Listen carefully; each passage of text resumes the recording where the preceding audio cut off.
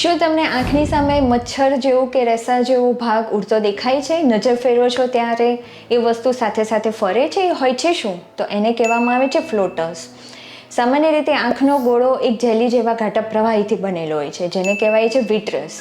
આ વિટ્રસનું જ્યારે સમયાંતરે જેલી ફોર્મમાંથી લિક્વિડ ફોર્મમાં રૂપાંતરણ થાય છે ત્યારે ફ્લોટર્સની સમસ્યા થતી હોય છે. આ જનરલી જે પણ દર્દીમાં ચશ્માના નંબર વધારે હોય કે પછી પડદામાં કાણા પડી ગયા હોય કે પડદામાં અમુક નબળા ભાગ હોય એ દર્દીમાં વધારે જોવા મળે છે. વધતી ઉંમરે ફ્લોટર્સની સમસ્યા જોવા મળે છે.